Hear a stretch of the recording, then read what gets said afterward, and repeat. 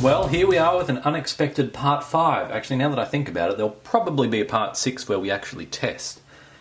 So at the moment, we're just at the point where we need to, well, pretty much attach all the capacitors that I've put on. I've gone through and I've double-checked, or half double-checked, all the values are correct and everything. So that's all good. So just to recap, the main two capacitors that were leaking were the 3300 microfarad 10 volt and the 6800 microfarad 10 volt. Oh. No, this other one's okay. Elna was okay, Rubicon was okay, it was just the Sanyos. So let me just heat up the soldering iron and we'll cut right back. I'll be honest, I didn't actually turn the soldering iron on, I just went to wet the sponge. Now it's going to give me a hardware error, there it goes. Don't know why it does that. Probably should contact the manufacturer. Second time it always heats up though.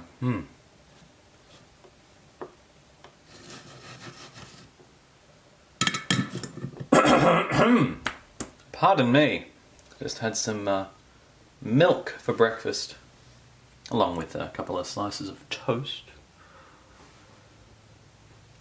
Yep. So I guess we'll start off with, well,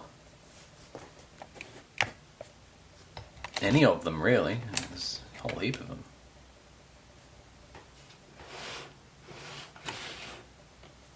That's better. Soldering iron at 280 degrees and increasing. 300. 310. 320. 330. 340. 350 and holding steady. It's time to do some soldering. Now I'm still using this. I wish I had, wish I could just run out of this so I could start using the nice, I've got a nice holder in the background, you can't actually see it, but that's fine. And it's on a reel, there's actually two of them, there's the fine solder and the thicker solder. Probably should be using the thicker solder for this, but I've got to get rid of this old stuff that's just been lying around for ages, I don't even know what it's been doing. Alright, so we'll start with the big one. Big one because it's big. Will hopefully use up most of my solder.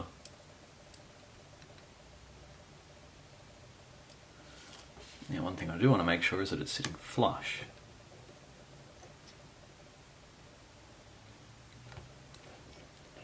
Which I'm pretty sure it's doing now. So I can straighten up this other leg.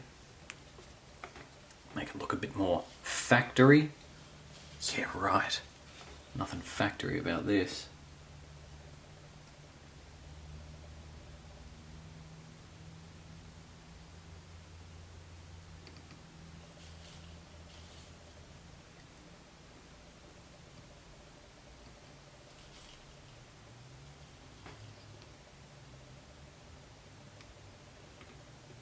Ah, so hot.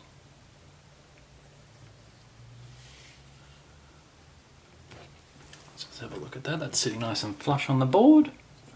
Marvellous. Hot legs, hot legs, hot legs! That's actually not a bad way to do it. Usually I just leave them bent, but because it's a power supply, so I want to put it back as close as I can to the original.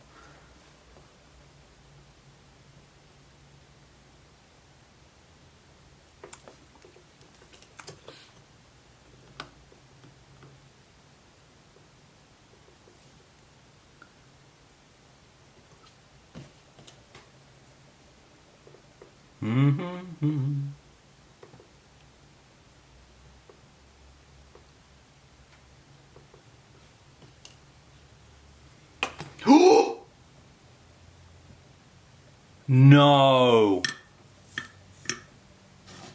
Oh no!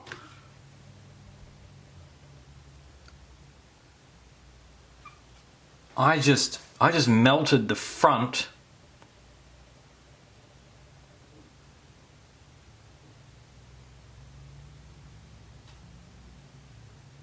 Oh, Scheißen. Just melted the front of the GameCube. Ah. Why'd I leave it on the desk? Good thing I've got another...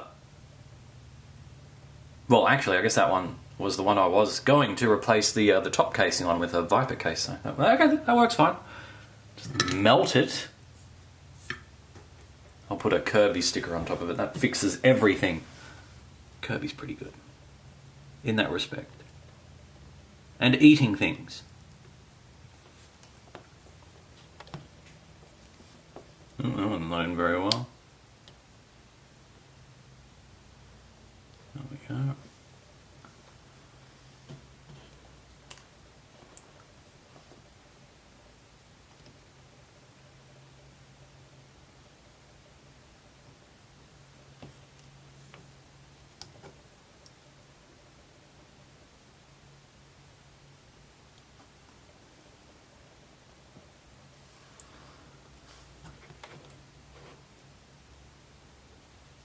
Ooh, that one's a bit crooked. Poke him through a little bit. There we go. So I was too busy burning the GameCube to notice. Nicely done, nicely done, nicely done. So that's the top one, so now I'll go for this middle one. I'm going to move that GameCube. Oh! Got to replace the CD assembly. That'll be on an either upcoming video or a past video, depending on which order I upload these. Who knows? Alright, that bit of solder is gone. Beautiful. One less thing crowding my desk.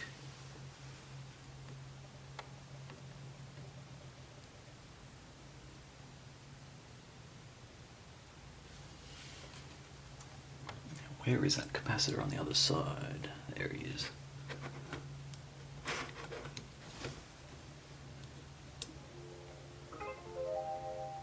Ooh, someone made a bid on my things. Thank you, bidders.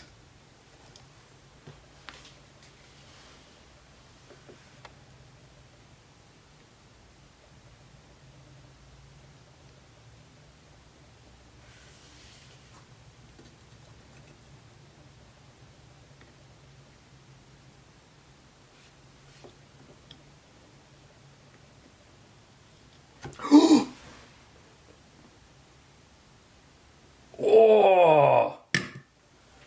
I've done a de chief. Ow! I'm gonna go run that under cold water. That's it's burnt. Ah, that hurt a little bit. But at least I got the leg straight. That was the main thing. Sacrifices have to be made. You must always remember that.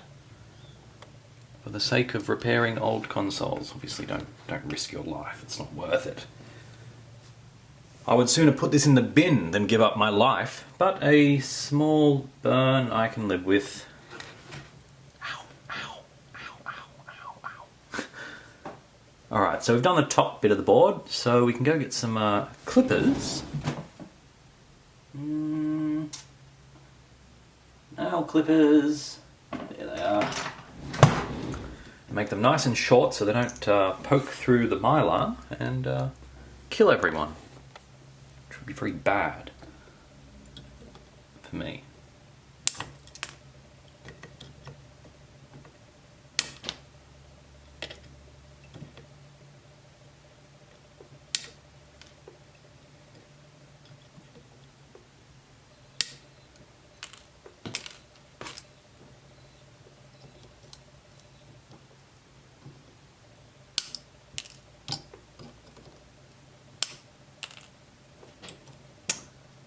Nail clippers are magnificent for this sort of work.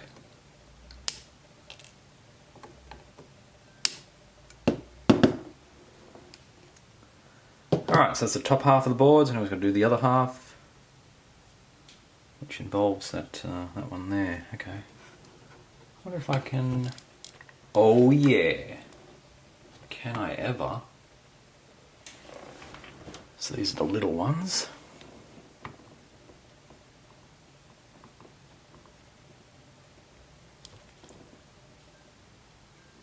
too, okay.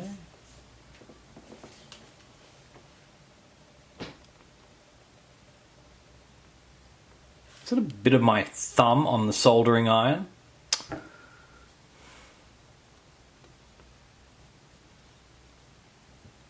Delightful, I'm sure. Because these ones are all a bit smaller, I might just go and solder a whole bunch. I'll leave that one till the end.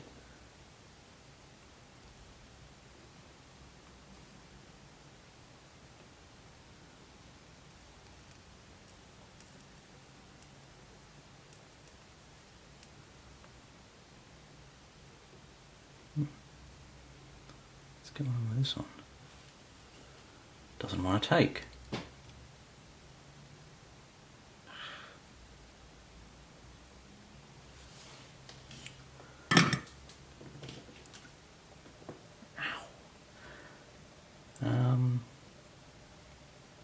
I'll straighten up these legs.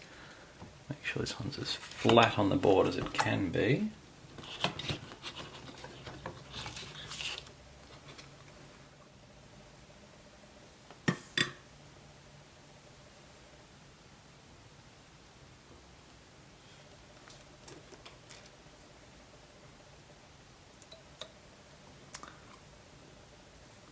Of course I can't see that one because there's a big blue IC in the way.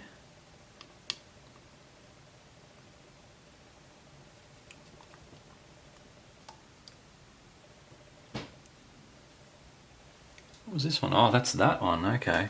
So that's one of the ones that leaked, which is why I was having a bit of trouble sticking to the board. There we go. Not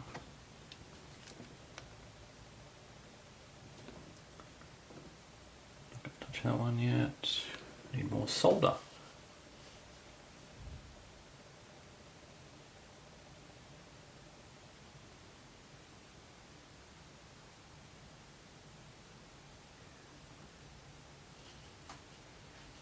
Note to self, do not touch soldering iron barrel. Perfect. Very good.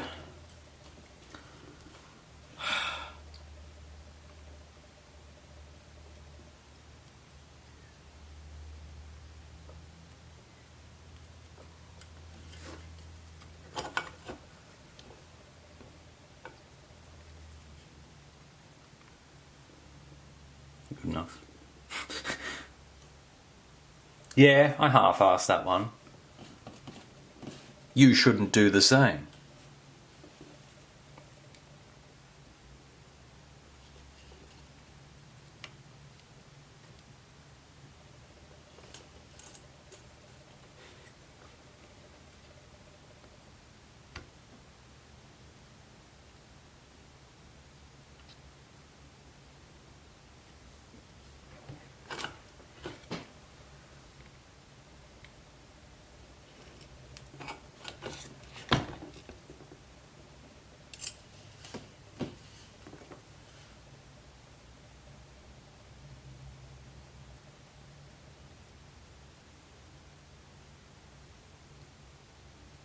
Attached to the leg.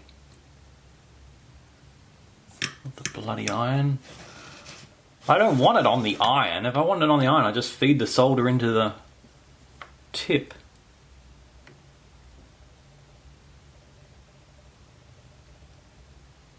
There you go. Now you're getting the hang of it. Whoops.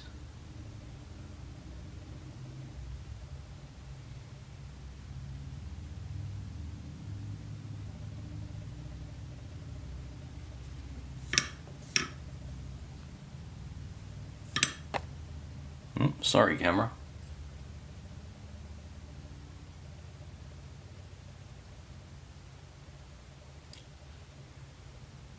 These pads aren't very good to solder on because of the damage previously done by the old capacitors, the old tenants.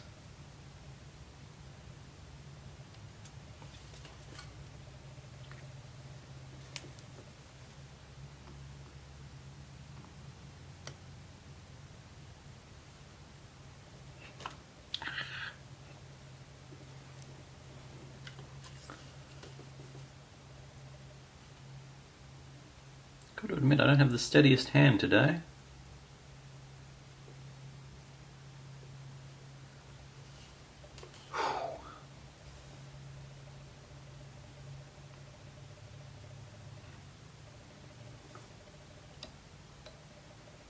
But at least my resolve is steadfast.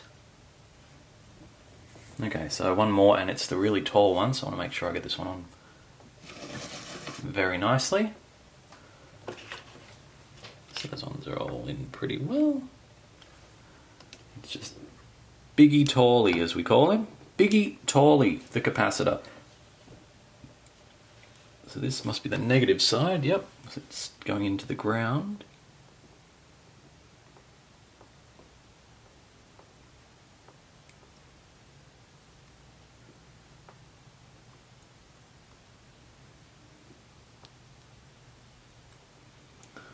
Actually surprised we can get a thing there at all with the amount of crud that was on the board.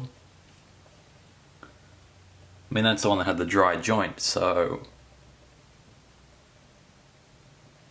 I might actually put a little jumper lead going to one of the other parts of the board.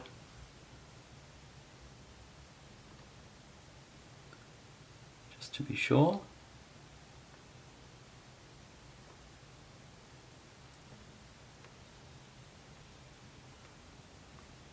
Come on, stick to the board.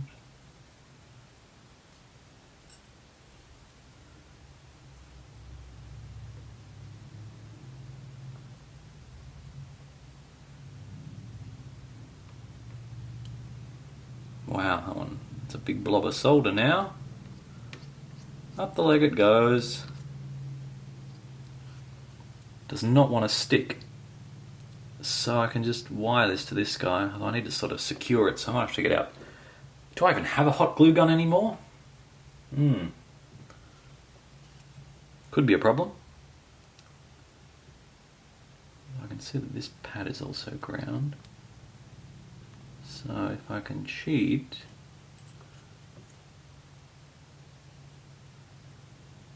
Let me cheat, come on, join.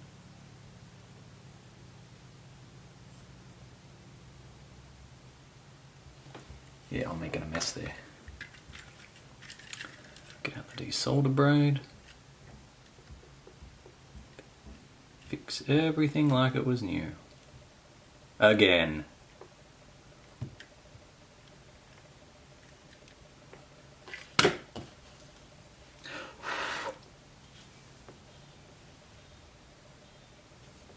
Gosh, the tip on that iron's gone pretty nasty.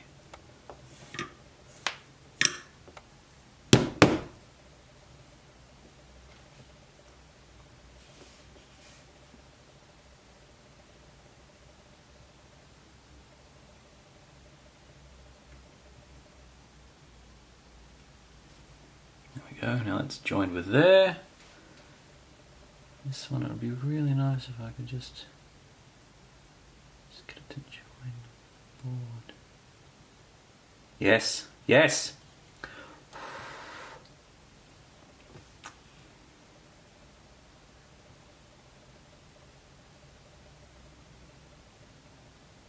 It seems to be joined.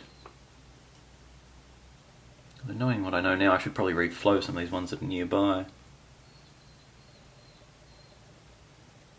Given how corroded they were.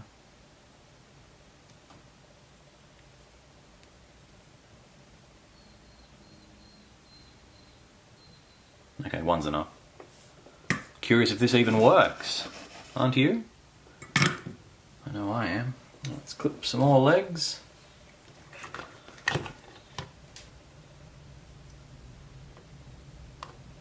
One potato, two potato.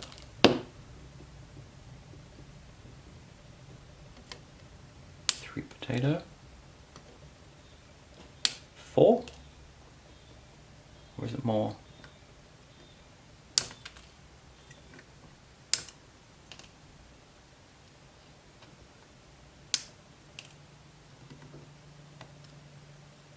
I also mainly use nail clippers because my wire cutters are awful. They are just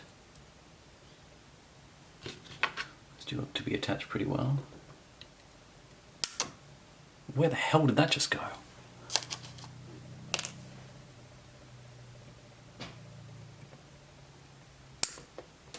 That one just hit me in the crotch and bounced into the bin. Unreal. So now what I might do is just make sure I haven't crossed anything I wasn't meant to. Getting out the old beepy beep. So these should be all connected.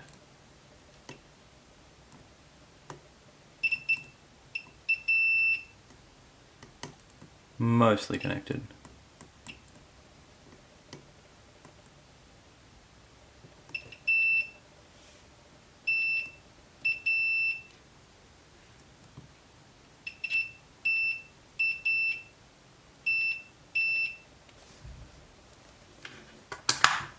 Good enough for me. Now, of course, if you are attempting a repair like this at home, make sure you've got a fire extinguisher nearby, which I do not, but I do have legs, so I can run away. So that's about as good as it's going to get. We can actually have a bit of a closer look at the damage that we found.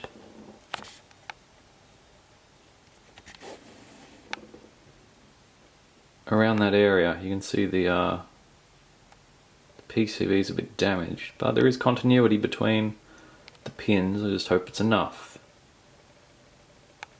If it's not, we'll find out pretty quickly, and then I can create a bridge between them, if that's actually cut. I don't think it's cut.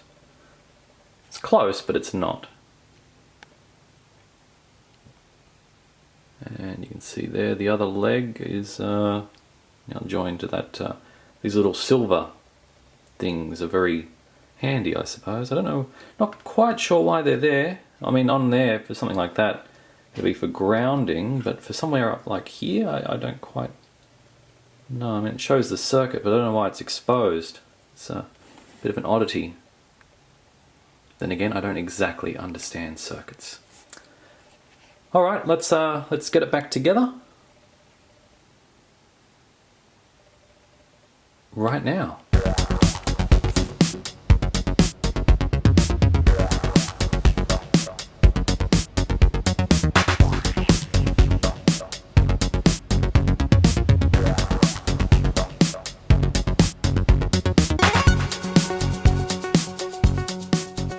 So spiky wash and nut thing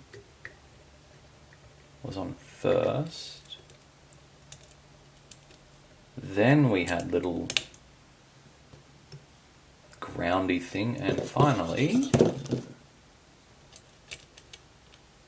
one bolt. No, nut. Bolt's the other side. That's pretty important because it's earth, so if something does short, you don't want it going through you want it going through the earth or ground. So make sure it's attached nice and well. That's it. Wow, that really wasn't much. So as you probably noticed, I didn't bother replacing B1274, I think it is, or the little one here or the little one over there. So we'll see if this fixes it. If it does, then with a bit of luck, these components weren't actually damaged by the bad capacitors, and we're all good for another 10 or 15 years. 20, maybe, no, probably 30, 40 years, because it's I've used such good capacitors. But I guess we'll find out very soon. In part 6. So stay tuned, because part 6 is going to be the exciting part. So if you have not watched all the other parts before this, it's fine. Part 6 is where the goes down. Hopefully it'll work. Before repairing this, a couple of days ago, I verified the fault was still present. Buzzing out the speaker. Not on the first power on, but on the second power on. So if it works now, then... Especially if it works first. Imagine if it just works first time. Can you imagine the look on my face? It would be that of excitement and joy. and then some.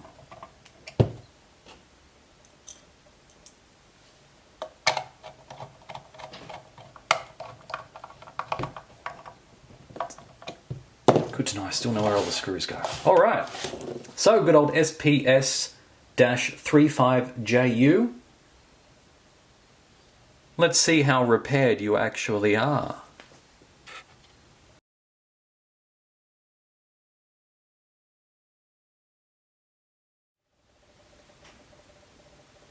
Alright, here we are with the TeraDrive hooked in.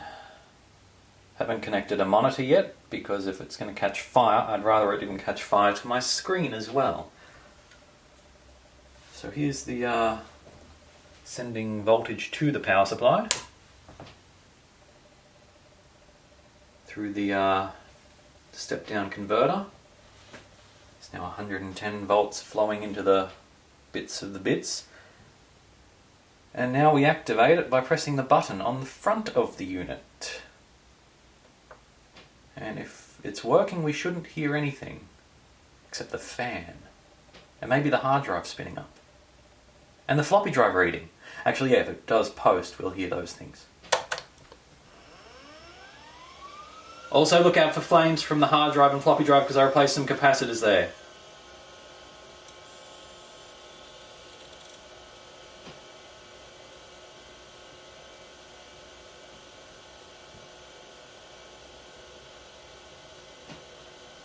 There are no flames.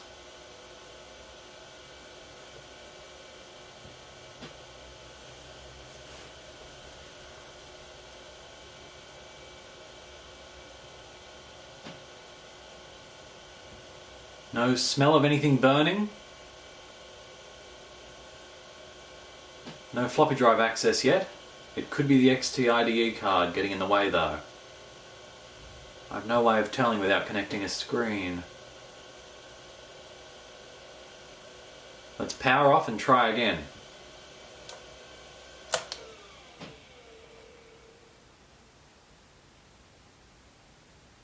Here's hoping the speaker doesn't crackle.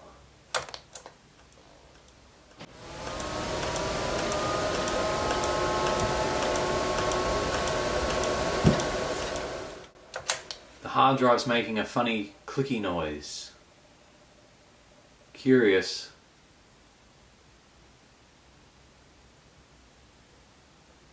The speaker did make a slight hum.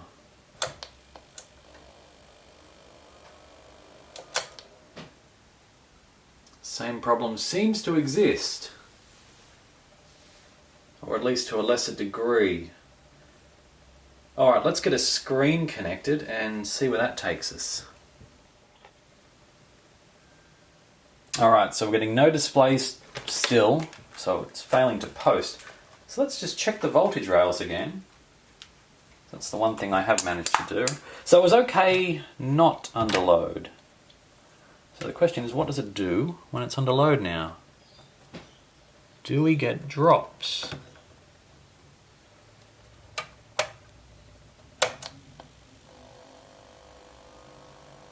$12.1 on the 12 volt rail. That was previously 11 or worse. 4.83 on the 5 volt.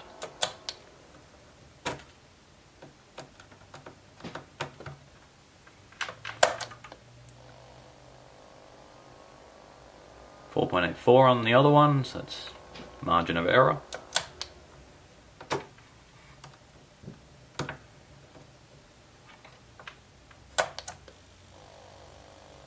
Volt is 12.12.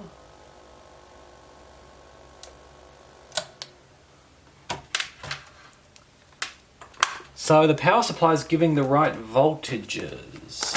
So what does that mean? What does that actually mean? I have no idea. I'm going to go look into my notes and try and work out what that means. And then it occurred to me, what mode am I running in? Am I in Mega Drive mode or PC mode?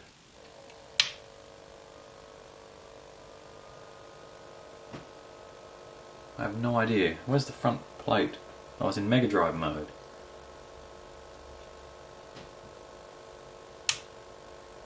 Well, I'm going to go get a Mega Drive cartridge and have a look. Together with you.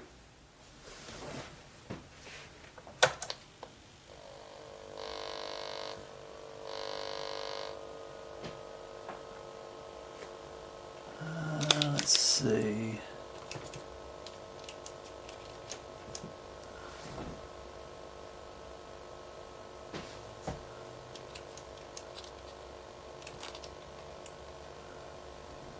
No video out, which is a bit of a concern. Let's remove the XTIDE card. Maybe it's causing a problem. Who knows? That's interesting. The longer it runs... This is the 5-volt rail. We're a bit lower than before, although now it's going up. It seems to be fluctuating. Okay, now it's 4.8. Now it just makes me look like an idiot. It was down to 4.73, 10%. What's 10% of 5? 0.5, so it's still within...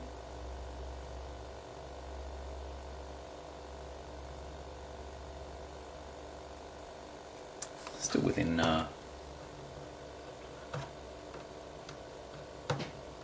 acceptable margins, and the 12-volt rails having no issues.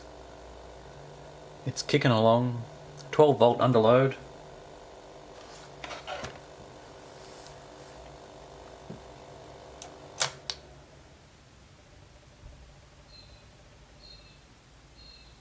Ooh, look at that. It's powered off. That's why you never lick capacitors.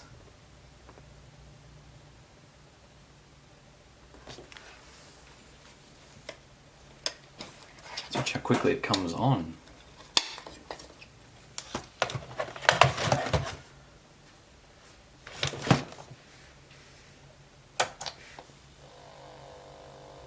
Pretty quick.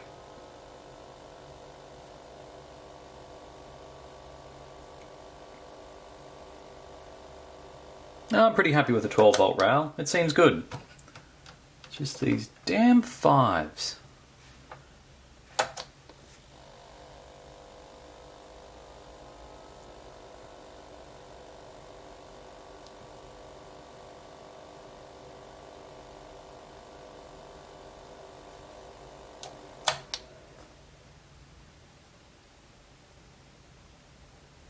Volt rail definitely discharges a bit quicker.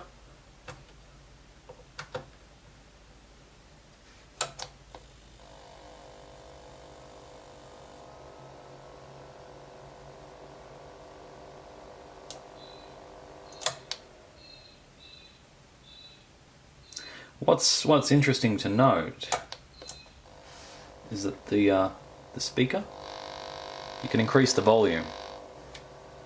So the slider on the front is still functional. What that means, I have no idea. Wow, wow. But it's probably not a good thing.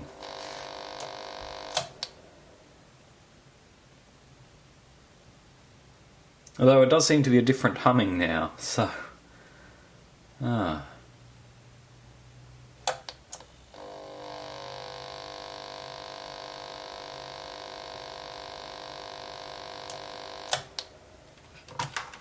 Either way, we're in pretty much a minimal configuration. The only other thing I can do is remove the RAM. See if that has any effect.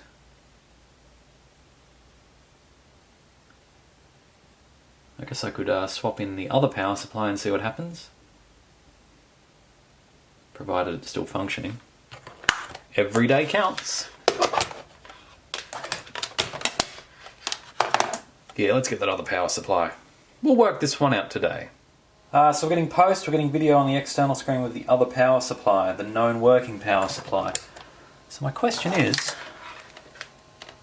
we're even getting the, I don't know if you can see that in the frame at all. Nope. The 6 squares. So let's get some more readings. So it's obviously working enough to do something.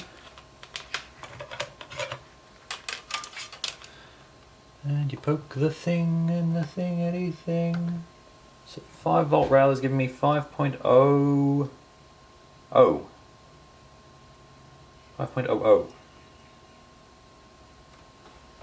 Can't be that sensitive, can it? 12 volt rail is giving me 12.1615. So that's pretty close to the 12.12 we're looking for. But I can't imagine the 12 volt line's doing terribly much with no hard drive connected. 5 volt is 5 volt. So could that 0.2 be doing something?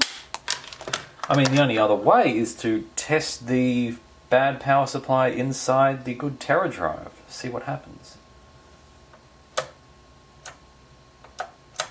Oh. That felt safe. And maybe that way... I don't know. Something will happen, maybe. Fires. This is a terrible idea. So if you're looking to repair old electronics, really you don't want to be messing around with these little things, power supplies. So I've decided to just go ahead and buy complete replacement enclosed units. Oh god, my multimeter is stuck. And by doing that, so I've made sure that it's 5 volt, it says 5 amp here, I've gone with a 6 amp one, 12 volt has 1 amp, I think it's 2.5 amp on the replacement. We don't have any negative voltages, so we don't need to worry about that rail unless you were going to do something fancy like Ronnie has done. I'd put a link in here if I knew how. I'll probably forget about it though, sorry Ronnie, he's on Assembler Games. Because I don't run a sound card that needs a negative 12 volt rail or anything like that. So, I'll just be replacing this and this, both of them, with Meanwell RD-65As, I believe they are. The B model has a 24 volt rail instead of a 12 volt rail. So that should be good. So that means the 2 TeraDrives will be fully functional. The power supply, the RD, the main difference is that it's enclosed. So it's a nice enclosure, so it can't just, you know, roll over and short out on everything, which is something I look forward to getting. So we'll check back in a few weeks when they turn up. They're coming from the States, I believe, made in Taiwan, shipped from the States. That's fine. I can wait. There's no hurry. And yeah, that's it. So it's a bit of a failure, I suppose. But that's what this channel's all about. We're about failures and successes. So really I should have just listened to my heart in the first place and went ahead and replaced it. But no, I had to go tinkering. And tinkering doesn't always end up the way you want it. So there you have it. So all I'm going to do with this is pinch this and the switch and the power cable. Desolder them, so I'll be able to use them, connect them up to the new power supply, which just has screws. So you simply, no soldering needed, you just strip the wire a bit and screw them in. It's almost too simple. Almost. Anyway, at the very least we had fun. So thank you for watching, enduring, if you will, and we'll be back in the next couple of weeks. McRetro signing off.